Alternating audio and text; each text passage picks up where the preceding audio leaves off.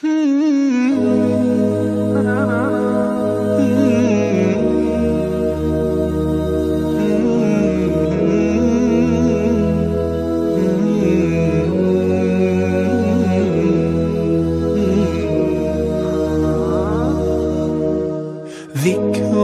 وموعظة ونور، فيه شفاء للصدور، وشفيعنا يوم النشور.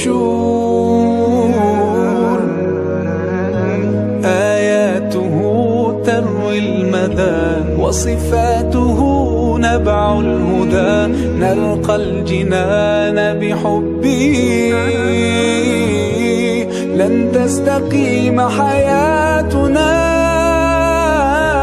إلا به. هو القرآن والفرقان، إليه تنصت الأكوان، وفيه تعطر الآذان. والقرآن ضياء يملأ الآفاق، ونور يبعث الأشواق، وفيه محاسن الأخلاق. والقرآن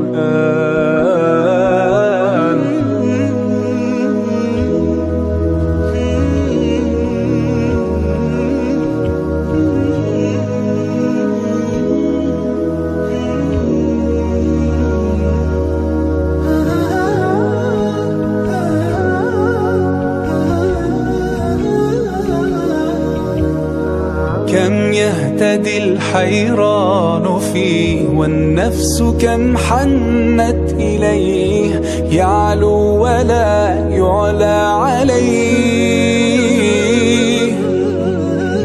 هيا نرتل آيه، ونعيش تحت ظلاله، ننسى الهموم بقربه، لن تستقيم حياتنا إلا به. هو القرآن والفرقان، إليه تنصت الأكوان، وفيه تعطر الآذان. والقرآن ضياء يملأ الآفاق، ونور يبعث الأشواق، وفيه محاسن الأخلاق. والقرآن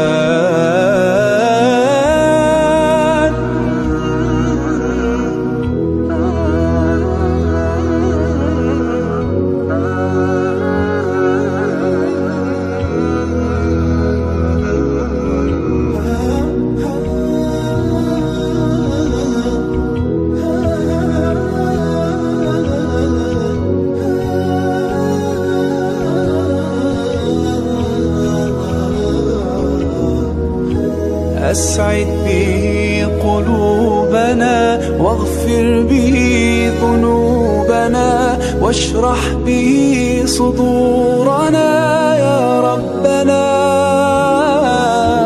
أذهب به أحزاننا، فرج به همومنا، واجعله شاهدا لنا يا ربنا. هو القرآن والفرقان، إليه تنصت الأكوان، وفيه تعطر الآذان. والقرآن ضياء يملأ الآفاق، ونور يبعث الأشواق، وفيه محاسن الأخلاق. هو